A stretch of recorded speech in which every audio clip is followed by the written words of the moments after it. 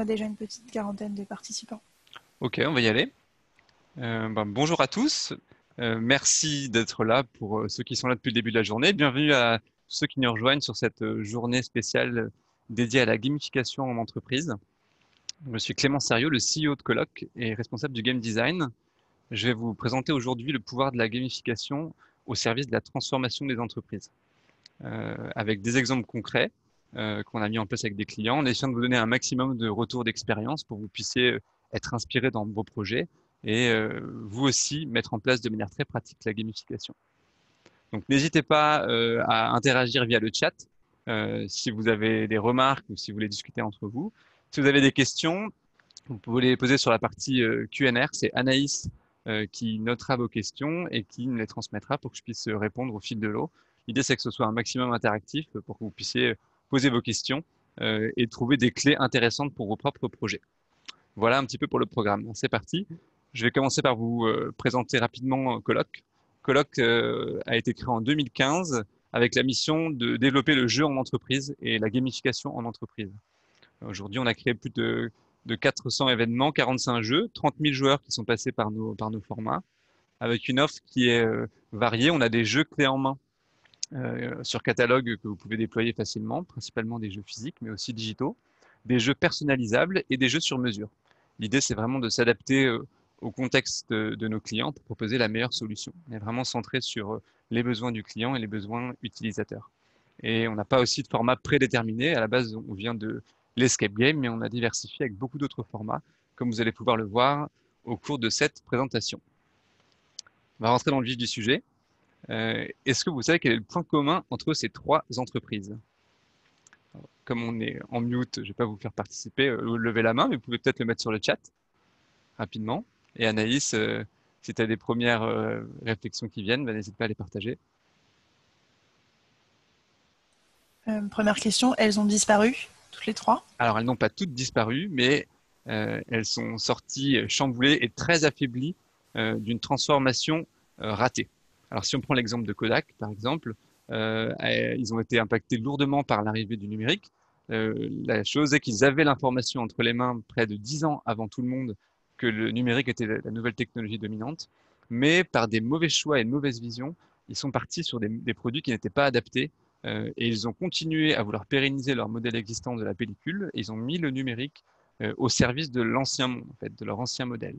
Côté de Virgin Megastore, ils ont aussi pas été forcément assez rapides pour réagir à la transition vers le e-commerce, une stratégie très basée sur des gros magasins centraux qui coûtaient très cher, une masse critique du réseau qui n'a pas été nécessaire et un modèle très axé sur la vente de disques et de CD. Ils n'ont pas su transformer leur offre rapidement et du coup, le modèle n'a pas tenu la route. Et enfin, Nokia, qui n'a pas eu un bon 3310 entre les mains. Nokia, ils avaient la domination du marché, ils avaient le leadership technologique, mais ils n'ont pas pris le virage du smartphone, ou en tout cas pas à temps, alors qu'ils avaient aussi beaucoup d'avance. Pourquoi? À cause de problèmes organisationnels. Ils avaient en fait segmenté leur offre et leurs produits en fonction des usages. Donc il y avait un téléphone pour la musique, un téléphone pour l'Internet, et comme ça toute une gamme de produits déployés au sein d'une organisation qui était elle-même silotée. Et du coup, ils n'ont pas vu venir le volant du smartphone avec tout en en une seule interface et surtout des usages qui sont à la main de l'utilisateur. Tout ça, parce qu'il y avait une culture managériale qui était très silotée et en fait, malgré la puissance financière et technologique de l'entreprise, ils n'ont pas su être assez rapides et aujourd'hui, ils font partie des meubles et du vintage malheureusement. Donc, tout ça est une petite introduction pour vous parler de la transformation. Peut-être qu'on peut lancer le premier sondage, Anaïs. Est-ce que vous avez déjà eu un plan de transformation Est-ce que vous avez un plan de transformation en cours dans votre entreprise? L'idée, c'est de prendre un peu la température. On verra un peu ensuite les différents types de transformation que vous avez peut-être pu rencontrer. Quand on parle de transformation, on va parler d'une nouvelle stratégie, par exemple, qui doit être diffusée, de nouveaux modes de travail, de cadres de travail. C'est particulièrement actuel avec le coronavirus, où on a tous dû se transformer à toute allure et transformer nos modes de travail. Ah bah c'est 50-50. Donc réponse de Normand, je peux pas vous dire grand-chose par rapport à ça, mais c'est intéressant de voir qu'il y a quand même une bonne partie qui n'a pas eu à vivre un plan de transformation. Vous êtes là plutôt peut-être pour découvrir à la fois ce que c'est et comment la gamification peut vous aider. Et pour ceux qui ont déjà traversé, on va essayer de voir ce qui aurait pu être peut-être fait différemment dans votre organisation. Donc, je vous ai mis ici quelques exemples de plans de transfo. Il y a plein d'autres choses. Nous, on se concentre principalement sur les transformations RH, donc organisationnelles, sur les nouveaux modes de travail, j'ai dit les nouveaux cadres de travail, la vision, la culture de l'entreprise, l'ADN, sont des projets de transformation profonds qui questionnent l'entreprise vraiment en son fort intérieur et qui sont aujourd'hui pas toujours des succès. On va en parler juste après. Ça m'amène à la deuxième question de sondage que tu peux lancer, Anaïs. Est-ce que vous avez déjà connu, là on va s'intéresser qu'à 50% de l'audience, mais un plan de transformation qui a réussi totalement? Je vous laisse répondre. Et puis n'hésitez pas à partager aussi des retours d'expérience sur le chat, qu'on puisse éventuellement les comparer avec les exemples que je vais pouvoir vous donner par la suite. On est plutôt sur un non à près de 80%. Bon, vous êtes à peu près vous êtes même au-dessus du chiffre que je vais vous donner, puisqu'on estime qu'il y a près de 75% des projets qui ne sont pas une réussite totale. Ça ne veut pas dire que c'est forcément un échec, mais il y a des dysfonctionnements, il y a des freins qui n'ont pas forcément été levés, et du coup une transformation qui n'est pas forcément comprise ou acceptée. Pourquoi ces projets ne réussissent pas? Il y a de multiples facteurs qui sont évidemment très spécifiques à chaque organisation. On voit quand même des traits communs sur lesquels il est intéressant de travailler et où la gamification peut vraiment aider. Première chose, le manque de communication, généralement du leadership, pas réussir à expliquer le changement et du coup le changement n'est pas intégré. Le manque de vision aussi, on l'a vu sur l'exemple de Kodak, avoir entre les mains 10 ans en avance l'avenir du marché et ne pas prendre la décision, la bonne décision, c'est plutôt un problème de vision. On se retrouve aussi souvent confronté à une peur du changement à tous les étages, que ce soit dans le leadership ou chez les collaborateurs de terrain, que ce soit un changement organisationnel, technologique, ça génère de l'angoisse. Pour que votre plan de transfo soit réussi, il est nécessaire de bien comprendre les collaborateurs. Donc, c'est aussi une question d'écouter vos collaborateurs pour essayer de mettre en place le plan le plus adapté et adresser ces peurs, surtout pas les mettre de côté. Autre chose intéressante, c'est le manque de preuves souvent. Pour que la transformation s'accomplisse, on l'a vu tout de suite, par exemple, sur l'exemple du télétravail, on a prouvé rapidement, et on n'a pas eu le choix, hein, c'est le contexte externe qui a fait ça, que ça pouvait fonctionner, alors qu'il y avait un frein culturel très lourd qu'on essaie de lever depuis plusieurs années. En quelques semaines, on a eu la preuve que ça pouvait marcher. Plein d'autres vices du télétravail dont on ne va pas parler aujourd'hui, mais il y a eu une preuve très rapide. Et du coup, c'est pour ça on peut penser que le coronavirus va transformer en profondeur les modes de travail parce qu'il y a eu ces preuves rapides qui ont fonctionné. Dernière chose que je voulais évoquer avec vous sur les causes d'échec, le manque de temps. On veut généralement changer trop vite et du coup, ça peut générer de la frustration et un accueil plutôt négatif de la part des collaborateurs et des équipes. Donc vraiment prendre le temps de déployer dans le temps votre projet de transformation et de bien mesurer au fur et à mesure comment il est accueilli. Alors, qu'est-ce que vient faire la gamification dans tout ça? Pour ceux qui ont suivi un peu les conférences de la journée, vous commencez à le comprendre. Le jeu et la gamification, c'est un outil extrêmement puissant pour engager vos collaborateurs. Donc, quel est le rapport, on me dira, entre Mario et une réorganisation? Le rapport, c'est que vous avez besoin d'engager vos collaborateurs et là, la gamification peut être utile. Vous allez collecter un maximum de feedback grâce à la gamification. Vos collaborateurs sont en interaction avec un outil, que ce soit un outil digital ou physique. Il va y avoir de la donnée, de l'échange qui va vous permettre de mesurer l'évolution de cette transformation. Deuxième chose, le jeu, c'est un média. Donc, il y a un pouvoir d'attraction aussi intéressant quand vous allez leur proposer un projet de gamification pour accompagner la transformation. Ça va probablement amener vos collaborateurs à être plus enclins à aller au-devant de votre communication et mieux la comprendre via les mécanismes du jeu. Et enfin, c'est un vecteur de lien social. Via le jeu, vous allez pouvoir créer des interactions. C'est un type de dynamique qu'on va évoquer juste après, mais qui peut permettre de créer aussi l'union et la dynamique collective autour de la transformation que vous voulez établir. Je vais vous présenter, pour rythmer un petit peu la présentation, un modèle qui a été créé par John Kotter, qui est un peu un des papes du change management, pour vous expliquer un peu les différentes étapes pour un changement réussi et vous montrer quelques exemples qu'on a pu déployer avec des clients sur certaines de ces étapes. Première chose, créer l'urgence. Je crois que au regard de ce qui vient de se passer dans les dernières semaines, J'ai même pas forcément besoin de trop détailler ce qui se passe. Sentir que, et faire sentir à votre organisation que si elle ne se transforme pas, il y a péril dans la demeure.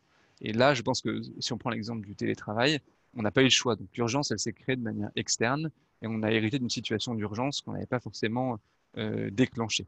Mais on a vu qu'il y a eu par contre une prise de conscience rapide et du coup un état d'esprit général qui était favorable au changement, ce qui a pu expliquer que le télétravail, ça s'est déroulé sans trop d'accro, sans parler de tous les side effects qu'on va pas évoquer aujourd'hui encore une fois. Une fois qu'on a créé ce sentiment d'urgence, il faut identifier ses alliés. Cotter, il dit qu'il faut à peu près embarquer 10% de son organisation pour la transformer radicalement. Quand on parle d'identifier ses alliés, ça peut être des communautés d'innovation, des leaders. C'est eux qui doivent, à une petite échelle, entraîner le changement qui va ensuite se démocratiser. Ensuite, on a assemblé nos alliés. On va essayer de développer une vision commune sur laquelle on peut s'accorder, qui sera la base du plan de transformation. Je vais vous donner un premier exemple qui est assez intéressant et qui va peut-être nous faire tous réfléchir. Un acteur de l'assurance avec qui on travaille en ce moment, qui est venu nous voir et avec un besoin de transformer les pratiques de réunion en entreprise. Je pense que vous voyez tous de quoi on parle. Ils avaient une petite réunionnite plus ou moins aiguë avec des réunions longues, pas toujours efficaces. Les leaders n'étaient pas toujours présents, les décisionnaires non plus, pas d'ordre du jour. Voilà, beaucoup de pratiques qui n'étaient pas respectées. C'était lié principalement, enfin, c'est lié à une culture d'entreprise forte du présentiel et de la rencontre, mais qui peut aller parfois au détriment de la performance. Donc, comment ils ont avancé avec nous sur ce projet-là, et qui est en cours de développement? Ils travaillent avec une communauté d'innovation qui a identifié ce besoin-là, qu'on a travaillé avec eux pour construire la vision de quels devaient être les grands principes d'une réunion réussie de cet acteur-là. Et c'est comme ça qu'on est arrivé à une solution digitale, qui est une plateforme en fait où on va encourager les bons comportements. Vous êtes un petit explorateur qui se promène avec ton sac à dos, qui va partir en voyage, explorer les merveilles du monde. Chaque voyage, c'est une réunion. Je pars donc avec un sac à dos et des partenaires. Et chaque fois que je mets un objet dans mon sac, c'est une action positive qu'on récompense dans le jeu. Si on va un petit peu plus loin dans les mécaniques et les dynamiques du jeu, on va utiliser pour cette présentation le framework MDA qu'on a déjà présenté ce matin sur l'onboarding. Il se compose en trois parties. À la base, on a les composants du jeu, enfin les composants du jeu, pardon. Donc tout ce qui est badge, statut, dashboard, par exemple, dans notre exemple. Ensuite, on a ici les dynamiques. Ce sont les comportements attendus par nos utilisateurs ou nos joueurs. Parce que là, on est sur une plateforme, donc on va plutôt parler d'utilisateurs. Si on est sur un jeu, on va plutôt parler de joueurs. Et enfin, l'esthétique, là plutôt dans les grands mouvements de fond et les émotions qu'on veut faire ressentir à nos utilisateurs. Donc si on déroule sur ce projet de merveille du monde, on leur a proposé un jeu qui était basé sur la découverte et l'exploration.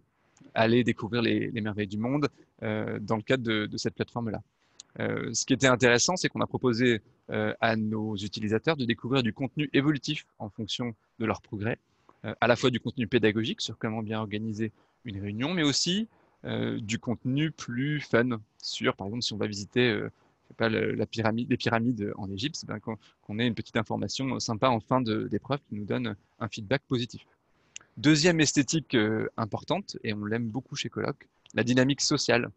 On a pris le parti de mettre un peu de compétition sur cette plateforme-là, mais de la gérer au niveau du groupe. Donc vous êtes un voyage, vous êtes une équipe, vous allez marquer les points en équipe. Si la réunion n'est pas réussie, c'est l'équipe qui est en cause.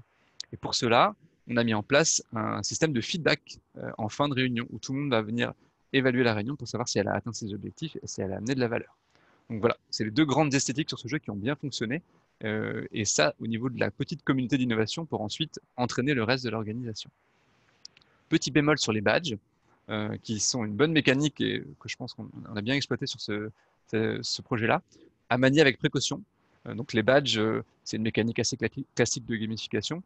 Il faut qu'il y ait un vrai sens pour l'utilisateur si vous voulez déployer des badges. Il faut qu'il se sente récompensé d'une action positive et d'un challenge qu'il a rencontré sur votre plateforme.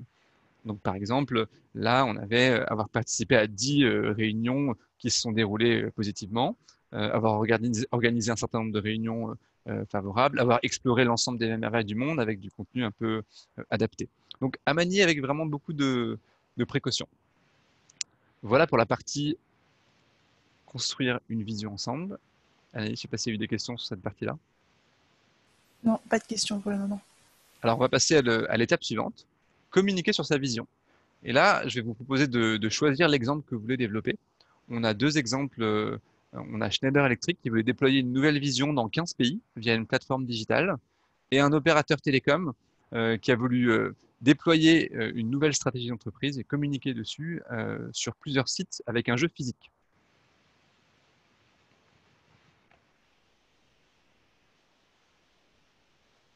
Suspense.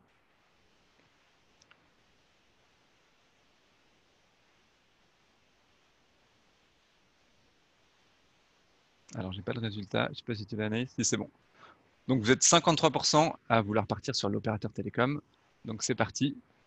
Je vous le présente. C'est un jeu physique euh, qu'on a déployé l'année dernière pour déployer la stratégie auprès de 16 000 collaborateurs. Donc, une stratégie qui avait été pensée en amont avec des piliers stratégiques. Et l'objectif, c'était d'aller engager les collaborateurs pour les faire participer et comprendre ces stratégies. Dans les réflexions, l'idée du jeu physique est arrivée assez naturellement pour aller vraiment au plus proche du terrain et essayer d'embarquer un maximum d'utilisateurs et de participants, parce qu'on peut encore avoir des freins avec le digital chez certains de nos clients. Donc le jeu était structuré via un kit de jeu où chaque équipe de 5 personnes avait une petite mallette à ouvrir. Pour ouvrir cette mallette, il y avait dans la salle un grand panneau comme ça avec des messages et des éléments de jeu dans leur petit kit qui leur permettaient d'utiliser les éléments de la stratégie pour ouvrir leur mallette.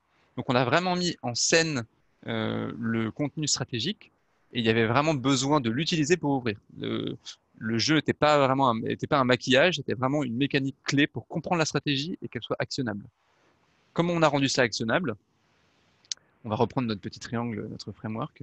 La notion de social en esthétique, c'est quelque chose de très important. Nous qui avons fait beaucoup d'escape games, c'est une mécanique sur laquelle on s'appuie beaucoup. C'est-à-dire qu'en avançant dans le jeu, ils vont être obligés de collaborer. Déjà, le jeu est construit pour qu'il ne puisse pas être réussi tout seul. Donc ça, c'est la première façon de forcer la collaboration. La deuxième chose, c'est que le contenu du jeu force les gens à se mettre d'accord sur une vision de la stratégie. On va pas les interroger forcément sur une connaissance, mais plutôt sur une perception. Donc, comment on ancre les messages en les faisant échanger et débattre. Chacun donne son avis. Et là, comme vous le savez, on retient 80% de ce qu'on fait. On est dans l'action et l'interaction avec le contenu qui nous permet vraiment de l'intégrer et de réagir. Autre chose, il y avait une dimension collecte de feedback, avoir des retours terrain.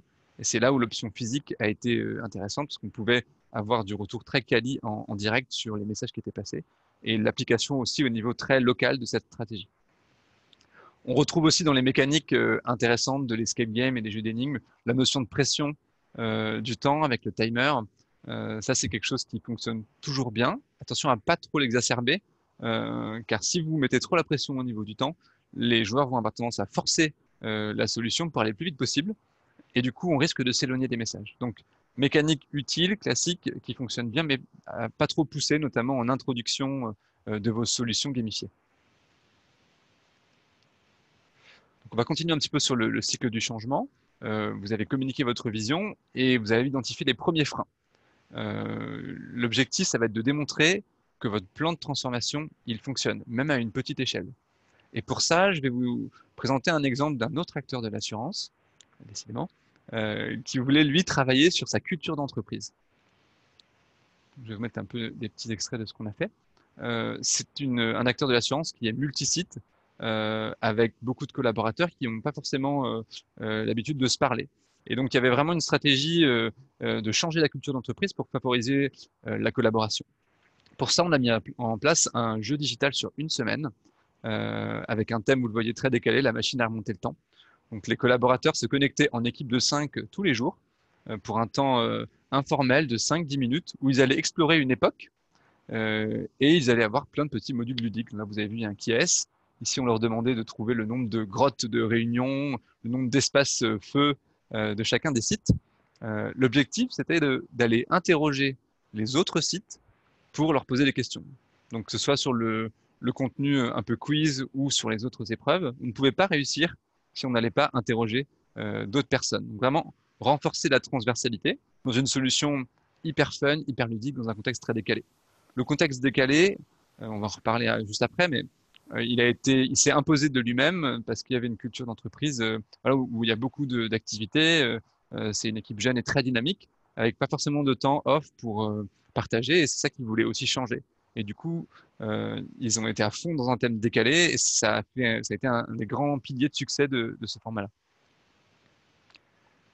Si on reprend un peu sur l'analyse détaillée de ce qui a fonctionné, toujours la composante sociale. Pour nous, c'est une mécanique qui fait rarement défaut. En créant l'équipe, en créant le sentiment d'équipe et l'interactivité entre les équipes, on a vraiment un engagement collectif qui va faire que tous les jours, il y a la pression du groupe qui va nous faire nous connecter. Il y avait une notion de compétition aussi, on va y revenir, entre toutes les équipes, parce que tous les jours, on leur proposait un classement pour voir quelles étaient les équipes qui étaient en tête dans cette course contre le temps. Sur ce classement, je pense que c'est un des enseignements qu'on a eu aussi, à manier avec beaucoup de précautions en fonction de votre culture d'entreprise.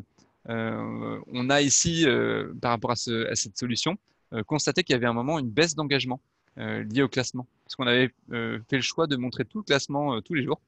Et du coup, à partir du quatrième jour, on a eu un fort taux de désengagement sur la plateforme.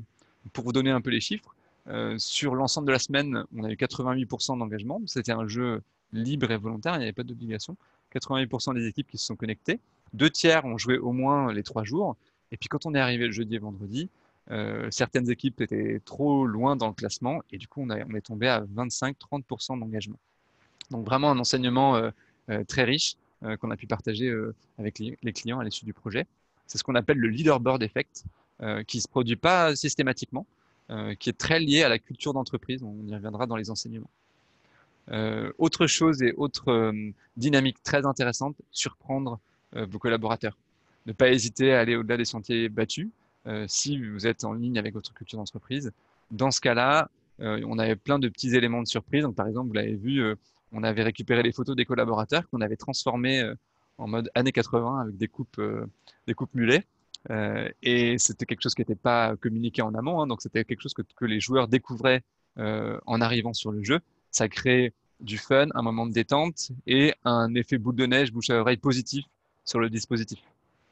Et bien sûr, ça va sans dire que tout le monde a voulu récupérer sa photo mulet à la fin du dispositif.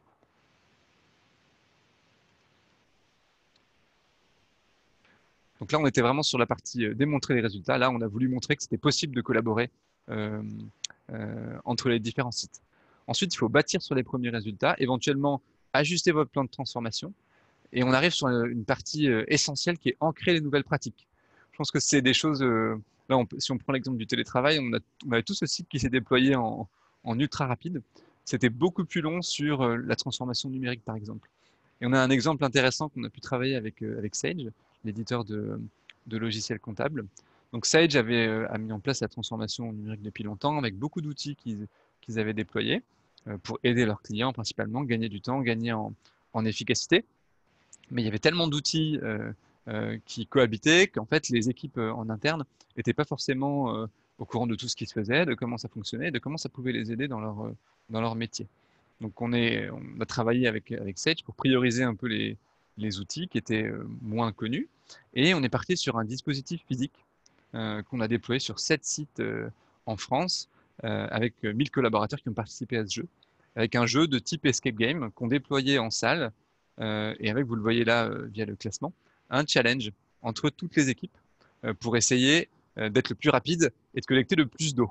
L'histoire, pour vous donner un petit peu l'eau à la bouche, vous êtes un gérant d'une usine d'eau dans un futur proche, une usine dans un cadre où l'eau est rare. Tous les jours, vous n'avez que 30 minutes pour ouvrir les vannes et collecter un maximum d'eau et écouler vos bouteilles à vos clients dans votre water bar. Le problème, c'est que pendant cette demi-heure, vous allez avoir des utilisateurs et des clients qui vont venir vous appeler, vous demander des informations, la facturation, une information comptable, une commande. Et en live, en fait, vous êtes sollicité en permanence et vous devez utiliser les outils digitaux, trouver les bons, les comprendre et les utiliser pour avancer dans le jeu. Donc c'était un moyen de présenter les outils de manière ludique, surtout de faire interagir les participants en utilisant le contenu. Donc il y avait d'abord une introduction très théorique où on associait la définition du jeu, enfin de l'outil pardon à son outil via un petit module ludique, mais ensuite on rentrait vraiment dans l'utilisation et c'est ça qui a fait le succès de ce dispositif. On repart également sur les mécaniques et les dynamiques qui sont clés dans l'escape game et je pense qu'elles sont vraiment intéressantes, que ce soit dans le monde physique ou dans le monde digital. Elles sont intéressantes à utiliser pour vous dans votre transformation. L'aspect social collaboratif, j'en ai déjà parlé. L'aspect exploration et curiosité aussi qui sont clés dans des jeux comme celui qu'on a développé avec Sage. L'idée d'avoir envie d'aller toujours plus loin et toujours plus vite pour découvrir ce qu'il y a dans le jeu. Et l'escape game, c'est vraiment ça. On a face à nous un coffre fermé avec un cadenas ou une tablette verrouillée. La curiosité humaine, naturellement, nous pousse à vouloir ouvrir cette boîte ou cette tablette. Ça, c'est une dynamique qui est intrinsèquement présente dans ce type de jeu. Je l'en ai un petit peu parlé, mais je veux bien revenir dessus. D'utiliser les outils pour avancer dans le jeu, c'est une manière aussi de rendre le digital plus humain. Donc la complémentarité ici entre le physique et le digital, elle a vraiment tout son sens et elle est clé pour moi pour penser vos dispositifs de transformation dans le futur. Voilà un petit peu quelques exemples pratiques et j'espère vont vous inspirer. Quelques petits enseignements avant peut-être de prendre vos questions et vos interactions. Les freins à lever pour la gamification, parce qu'on a parlé de sujets qui peuvent être très lourds, hein, quand on parle de transformation. Si c'est une réorg, une restructuration, un déménagement ou un changement d'outil, c'est des sujets qui créent vraiment de l'irritation, qui peuvent générer de la frustration et de l'anxiété. Donc, quel niveau de fun on va proposer à nos collaborateurs? C'est une vraie question à se poser en amont. Pour ça, il faut être à l'écoute de vos collaborateurs. C'est-à-dire que ça peut être de l'enquête terrain. Le mieux, c'est quand même d'associer dans le processus de design les utilisateurs. Pour qu'un processus de design centré sur l'humain comme la gamification soit efficace, vous avez tout intérêt à intégrer les joueurs dès le début. Donc je prends l'exemple d'un jeu de sensibilisation qu'on a pu développer avec un industriel. On allait faire jouer plusieurs usines à ce jeu pour découvrir les risques sécurité, un message qu'ils ont entendu encore et encore. On voulait être sûr que le jeu soit bien accueilli. Donc dès le début, on a travaillé avec le public cible pour adapter le niveau de difficulté, le niveau de challenge et le niveau de fun.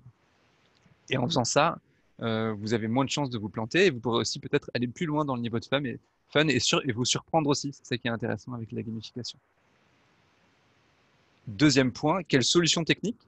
Vous l'avez vu un peu dans la présentation, j'ai balayé deux types de solutions entre le physique et le digital. Nous, on fait les deux types de plateformes, on est un petit peu agnostique là-dessus.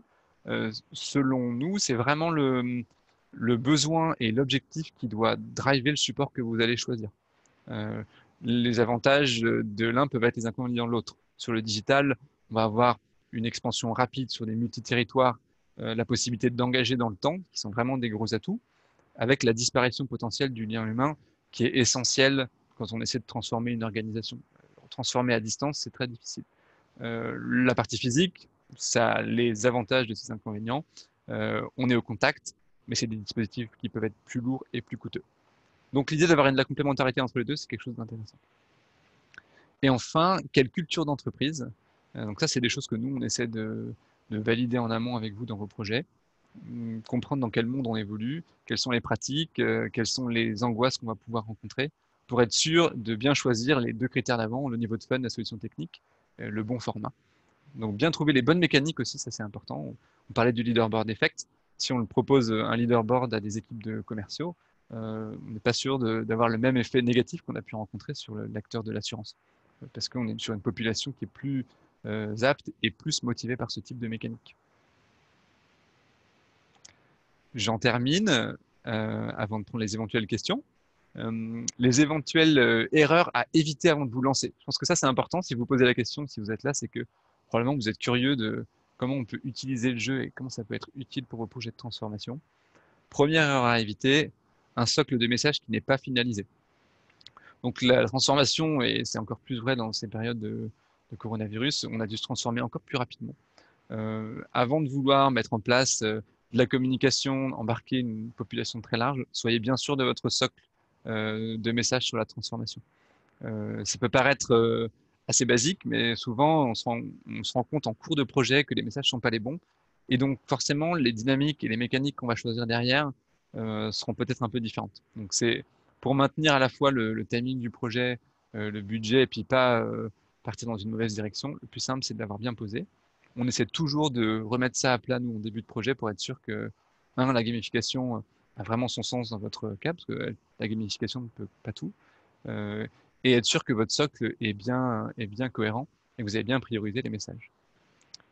Deuxième erreur à éviter, ne pas écouter vos collaborateurs. Je pense que ça, je l'ai déjà dit plusieurs fois, mais ne pas avoir peur non plus de leur proposer du jeu parce que ça fonctionne bien sur tous les publics, mais avoir de l'information en amont via des enquêtes par exemple, Kali, Quanti, ou les faire participer à la conception, je l'ai déjà dit. Et dernière chose, ne pas penser la gamification à court terme. Je mets ça parce que souvent le sujet n'est pas encore bien maîtrisé ou compris. C'est aussi pour ça qu'on organise une journée comme celle-ci. Si vous arrivez avec une action one-shot gamifiée dans une culture qui ne l'est peut-être pas forcément, vous risquez de vous retrouver face à un mur. Donc l'idée, c'est plutôt de l'amener progressivement avec des petites actions. Et là, il n'y a pas besoin forcément de partir avec des spécialistes pour commencer. Vous pouvez mettre en place des toutes petites actions à l'échelle de votre équipe pour tester si la culture du jeu et du ludique est présente et si elle apporte des impacts court terme. Quand je disais montrer des preuves rapides, ça peut être déjà au niveau de votre équipe via un système de dashboard physique par exemple, des petites coutumes de réunion un peu plus dynamiques et gamifiées. Vous pouvez déjà enclencher le changement comme ça à l'échelle de votre équipe. Donc ça, c'est pour la partie lancement. Et puis sur l'ensemble de l'organisation, pour pas que votre projet soit isolé et que ça vienne vraiment dans une démarche plus générale, il faut essayer d'infuser cette culture-là à l'ensemble du leadership pour que ce soit accepté. Et pour ça, il n'y a rien de mieux que les preuves pour arriver à convaincre. Vous le savez mieux que moi. Voilà un petit peu sur les points que je voulais aborder avec vous. Anaïs, est-ce qu'il y a des questions ou des réactions sur lesquelles on peut revenir? Il y a quelques questions. Donc, la première question que je vais prendre, c'est celle de Fabien. Lancez-vous les solutions gamifiées sur l'ensemble des participants directement ou procédez-vous par cascade ou nénuphar? Ça va un peu dépendre des projets et des timings de communication. On essaie quand même de faire des déploiements progressifs pour ajuster, notamment sur les solutions digitales. On a toujours une population test sur lesquelles on va se faire la main, entre guillemets, sur la première version et ensuite avec un ajustement.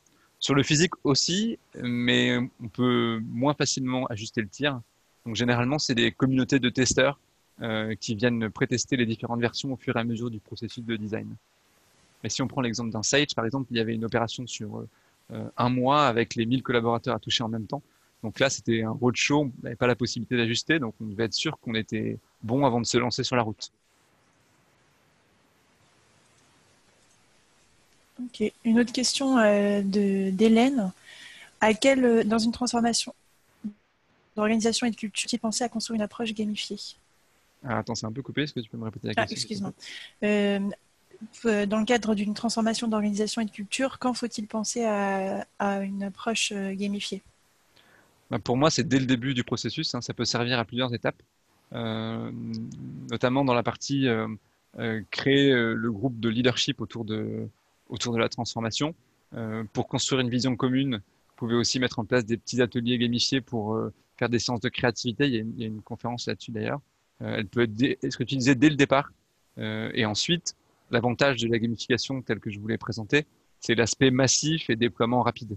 Mais dès le début de cette transformation, au niveau du leadership, il y a quelque chose à faire via notamment la créativité. Ok. Une autre petite question, c'est comment est-ce qu'on peut tirer des conclusions et évaluer l'impact du jeu? Ça, c'est une vraie question qui est souvent posée dans l'industrie de la gamification. Ça passe déjà par l'analyse de la donnée, qu'elle soit quanti ou quali. Un indicateur très facile à mesurer, c'est la satisfaction. Et ça, que ce soit sur les projets de sensibilisation, de nouvelles cultures d'entreprise, on a toujours des sondages en fin de systèmes gamifiés qui nous permettent de mesurer la satisfaction. Et les taux de satisfaction sont toujours bons et en augmentation par rapport aux dispositifs existants. C'est pas ça qui suffit à enclencher la transformation, mais c'est une première étape sur la partie attractivité, engagement, côté utilisateur. Ça, si le système est bien conçu, il n'y a pas de sujet. Le deuxième défi, et c'est le vrai défi sur un système gamifié bien fait, c'est de mesurer l'engagement dans le temps et mesurer la transformation dans le temps. Et là-dessus, les solutions digitales sont plus performantes parce qu'elles permettent de mesurer à différents intervalles si les messages sont compris, s'il y a des freins, s'il y a des tensions. Et ça, c'est vraiment le défi de l'industrie sur ce type de projet. de proposer quelque chose qui permette de le mesurer dans le temps. Aujourd'hui, ça n'existe pas forcément. Et ça permettrait de vraiment faire la preuve que la gamification fonctionne sur le long terme. Ok. D'autres questions plutôt sur l'expérience de colloque en gamification de la conduite du changement. C'est est-ce qu'on travaille avec des partenaires ou est-ce qu'on réalise plutôt tout en interne? Et est-ce qu'on a déjà de l'expérience sur du jeu digital en management, en change management, pardon. Oui, alors j'ai présenté les jeux Schneider et l'acteur de l'assurance sur le change management.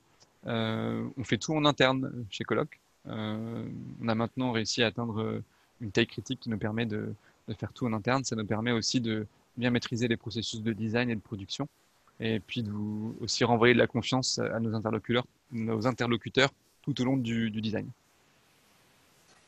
Ok. Et une autre question, en plus du levier de motivation sur l'aspect social, lesquels trouvez-vous pertinents pour la conduite du changement? Ça va dépendre du contexte, j'ai envie de vous dire, donc c'est sans taper à côté, mais la compétition fonctionne bien, mais à manier avec précaution. C'est-à-dire qu'il y a une différence entre montrer le classement entre tes 2000 collaborateurs et juste récompenser les 3 premiers. On est quand même dans une dynamique de compétition, mais qui est un petit peu atténuée, qui permet de stimuler les profils type killers, comme on a pu voir dans la conférence précédente, leur donner envie d'être compétitifs, d'être les premiers. Ça peut être couplé avec d'ailleurs un dispositif de récompense pour les premiers, afin de les motiver. Là, on va vraiment toucher une partie des utilisateurs. Le social, on en a parlé, c'est une grosse partie quand même des collaborateurs. Les gens viennent travailler, on l'a vu là pendant le Covid, il y a l'aspect lien social, ça manque, c'est un aspect essentiel du travail, la socialisation. On balaye en fait les 4 profils de joueurs. Donc en complément, il y a la partie exploration. Si vous avez vu l'exemple avec l'acteur de l'assurance, proposer du contenu caché, une plateforme engageante qui donne envie d'aller creuser et aller un peu au-delà de uniquement un petit quiz par exemple qui va leur être proposé. Et l'aspect collection, c'est ça la dernière dynamique, avec les systèmes de badge, les systèmes de statut. Là, l'objectif, c'est plutôt d'accompagner les utilisateurs dans leur maîtrise de l'outil et de la plateforme. Donc, essayer de les engager toujours un petit peu plus loin en leur proposant des contenus évolutifs, des récompenses type badge et des points pour qu'ils puissent sentir leur maîtrise de l'outil progresser. Je ne sais pas si ça répond complètement à la question. J'espère. Percevez-vous un profil de responsable qui serait plus ou moins ouvert à faire appel à des solutions gamifiées? Et avez-vous déjà rencontré des responsables qui étaient plutôt contre l'idée de la gamification? Je peux peut-être vous donner une tendance. Je trouve qu'il y a eu un changement de mentalité dans les 2 dernières années. On a été accueillis différemment aussi dans les discussions. Les gens et les interlocuteurs avec qui on travaille sont de plus en plus conscients que le jeu peut être un outil puissant. Il peut être puissant pour plusieurs raisons. Il y a un aspect engageant qui donne envie, donc on va attirer plus de collaborateurs, surtout avec les nouvelles générations, on parle un peu plus leur code. Il y a un aspect performance. On voit beaucoup ça dans l'univers du learning. Vous avez beaucoup de gamification pour augmenter les taux de rétention des messages sur l'apprentissage. Et puis, une notion d'implication de vos utilisateurs dans vos actions, mesurer les impacts. Donc, tout ce qui est collecte de feedback et données, ça, c'est les 3 grands piliers qui font que la gamification commence à être établie. Alors, est-ce qu'il y a des profils types Pas forcément. J'ai envie de dire, ce qui est intéressant, c'est que on a encore toujours des réfractaires et que pour mener nous aussi notre transformation chez nos clients, ben, on utilise nos propres méthodes, c'est-à-dire qu'on fait la preuve que ça peut fonctionner. Donc tout le process de design, il y a beaucoup de tests, test and learn sur les différents formats. Ça permet d'embarquer les plus sceptiques en cours de process. Donc en fait, au moment où le dispositif sort, les décideurs ont participé, sont engagés dans la conception et ont déjà compris l'utilité. Si on n'a pas réussi à lever les freins au moment de lancer, ça veut dire que le leadership n'est pas derrière le dispositif et il y a peu de chances que ça réussisse. D'accord, merci. Une autre petite question. Comment vous assurez-vous que le débat et les idées retenues sont bien celles que vous vouliez diffuser? Alors, si je vais reformuler pour être sûr d'avoir bien compris, mais euh, comment on arrive à capturer bien les idées du plan de transformation pour les traduire en jeu? Je ne sais pas si c'est ça exactement la question. J'imagine que c'est plutôt comment est-ce que vous assurez que les bons contenus soient retenus par les personnes qui jouent? D'accord. Bah, je vais répondre un petit peu la même chose que sur la réponse d'après, mais beaucoup de tests. Donc, comment ça se passe dans le processus de design? On pose à plat avec vous les objectifs du projet, les objectifs business de cette transformation-là. On réfléchit sur les différents formats qui peuvent fonctionner en fonction de votre population. On crée une équipe projet diverse avec du leadership, mais aussi des utilisateurs pour le test. Ensuite, avec l'équipe transformation, on balaie les messages ensemble, on les priorise. Donc, on a tout un système d'ateliers gamifiés pour identifier ces messages-là et être sûr que ce sont les bons. Et derrière nous, dans une deuxième partie de design, on propose des mécaniques adaptées en fonction du public. Ça, c'est sur la partie conception, on va dire. Et après, vient la partie test. Et là, le test, c'est le meilleur révélateur. C'est-à-dire que on a notre fiche d'objectifs qu'on a remplie ensemble avec ce qu'on veut faire passer dans le jeu. On s'est mis d'accord sur quels étaient les messages prioritaires, comment les diffuser, quel était le meilleur moyen. On arrive face au test. Après le test, débrief avec les bêta-testeurs. Qu'est-ce que vous avez retenu? Et là, on va dire que c'est un bilan qui est assez rapide à faire. Et vraiment la force des projets sur lesquels on travaille, c'est de pouvoir très vite remettre tout à plat et réorienter la façon dont on travaille la gamification sur vos plans de transfo. Parce qu'on ne peut pas se planter. Donc on essaie de multiplier les tests et si on n'a pas suffisamment de matière ou si on n'est pas convaincu que le format qu'on a retenu fonctionne et que les messages passent bien, on n'hésite pas à renverser la table et à repartir en arrière. D'accord, merci. Et une dernière petite question avant la fin de la conférence. Quels sont les outils de mesure ou méthodologies existantes pour éviter les effets de bord? Une petite précision dans la question, c'est l'équilibrage de la difficulté et de la progression, éviter justement le désengagement, fédérer et éviter les risques psychologiques liés à la compétitivité. Il y a beaucoup d'éléments là qui sont à prendre en compte, mais ça passe d'abord par un premier ciblage des utilisateurs. Donc on essaie quand il y a une variété de collaborateurs et de profils, on essaie de faire des personas pour comprendre par rapport à la solution qu'on envisage, qu'est-ce qui peut être intéressant pour eux, quels peuvent être leurs irritants, quels peuvent être les risques. On ne pousse pas du tout des mécaniques addictives. On est même plutôt à essayer de mettre le frein pour que le jeu ne prenne pas le pas sur le message de la transformation. Ça, c'est important. Ensuite, l'idée, c'est d'avoir un outil de reporting quanti, pardon, qu'on vient déployer au fur et à mesure du projet pour essayer de mesurer s'il y a de la frustration et voir si l'objectif est atteint. Donc, c'est comme ça qu'on est toujours en travaillant sur ces personas. Ça, c'est vraiment important pour répondre à la question. Bien comprendre le persona, designer des mécaniques qui sont spécifiques à chacun de ces personas dans un même jeu. Donc, ça veut dire parfois, en entrée de jeu, on doit filtrer les différents profils pour être sûr de leur proposer les mécaniques les plus adaptées. Et c'est comme ça aussi qu'on adapte le niveau de difficulté. Deuxième chose intéressante, dans certaines de nos solutions, on propose un niveau de difficulté qui est à la main du joueur. Ça permet d'éviter la frustration. Donc, comment ça peut se manifester? Ça va être, vous avez le choix entre une, deux ou quatre réponses. Vous avez le choix de prendre de l'aide ou de ne pas prendre de l'aide. Et en fait, on se rend compte que le groupe va se réguler lui-même et il n'y a pas d'effet de frustration qui va être généré du fait de bénéficier des soutiens de la plateforme pour avancer dans le jeu. Donc, si on a une population qui n'est pas très adepte au jeu, il faut plutôt les aider beaucoup au début, sans les faire culpabiliser. Et ensuite, on va lancer le rythme du jeu et ça va aller tout naturellement. Et ça, pour réussir bien cette phase d'onboarding, ça passe par une bonne connaissance, encore une fois, des personas qui vont participer à votre expérience gamifiée. Et dernière question, comment utiliser les ateliers de gamification dans le cadre des exercices de gestion de crise? Très grand sujet, nous, on ne traite pas ce sujet-là. Par contre, j'y vois beaucoup d'intérêt, parce que les gestions de crise, il y a plusieurs niveaux. Il y a des crises, on l'a dit, structurelles, avec un changement technologique, conjoncturel, sanitaire. Ça, c'est l'externe, on va dire. Beaucoup de facteurs de crise sont en interne dans les équipes de leadership. D'abord, à ce niveau-là, il y a un truc à faire avec la gamification. On est plus dans limite un outil de médiation, permettre via la gamification de briser la glace et de permettre à tout le monde de dire ce qu'il a à dire pour mettre à plat au niveau du leadership. Et en fait, ce côté révélateur, thermomètre qu'on applique au leadership, il peut aussi être appliqué au niveau de l'ensemble des collaborateurs. Par exemple, je sais pas, il y a un projet de transformation dans les tuyaux, mais il n'a pas été encore communiqué. Via le jeu, c'est aussi un révélateur pour permettre à tout le monde de dire ce qu'il a à dire et de collecter un maximum de freins avant de vous lancer. Donc, je le vois vraiment potentiellement sur l'ensemble de la chaîne que je vous ai présentée. Merci Clément. Il n'y a plus de questions? Une petite question encore plus sur la méthodologie. Pour les questionnaires de satisfaction, sont-ils réalisés à chaud ou à froid? On essaie d'alterner les deux. On essaie surtout d'accompagner nos clients pour qu'ils poussent plus le questionnaire à froid. Il y a une bonne pratique ancrée chez nos clients du questionnaire à chaud, surtout dans la partie événementielle où c'est aussi un moment de revenir sur les messages, d'échanger. Et donc c'est aussi un bon moment pour capter à chaud ce qui a été retenu.